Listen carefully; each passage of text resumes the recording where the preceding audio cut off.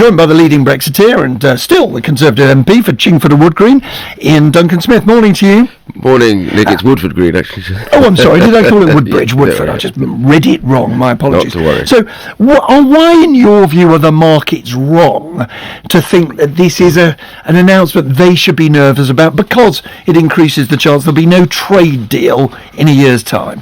Well, I think it's important that the markets will resettle themselves, I think, because the idea that we would have a more stable negotiating position if we said to the markets, look, we're never going to get out if we don't have any kind of arrangement with the EU, then that would be an open-ended transition period, and that would actually mean that we had given up our negotiating position and left the EU in charge of the negotiating position. The kind of Benn Amendment position has now been expunged by the government, and that was a position that put us in an incredibly weak position in negotiations. So, and yet people who remember Michel Barnier, the chief EU negotiator, saying the clock, he used to say, didn't he, again and again, the clock is ticking.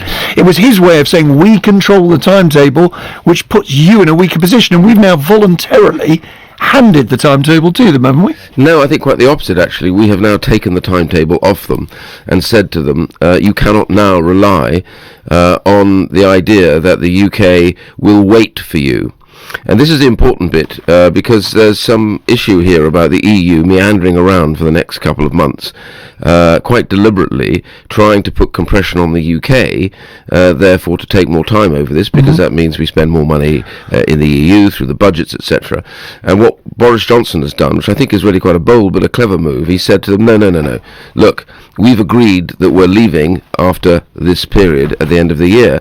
It's up to you now how seriously you take that and how much you put your efforts behind trying to reach that agreement, which, by the way, will have to include things like enhanced equivalence and divergence. But the critics say, sorry to rush you, but got to get to the weather and news. Yeah. Say the critics, that only works if you're not frightened of there being no deal on trade, and you should be frightened because so many of our exports go to the EU, and if there were tariffs because there was no trade deal, that would be very, very damaging.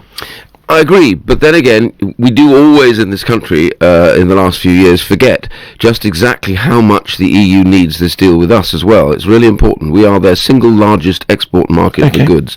We dwarf their exports to China and America. We are the fifth largest export market in the world, which means while we're talking to the EU, the government should now be in the position to open discussions and negotiations with the United States at the same time. Just one last, very brief answer, if you could, EU, of course. Mr. Duncan Smith. Sorry. Sure. But important development, which is Boris Johnson has said that the lower British courts will be able to overrule the European courts.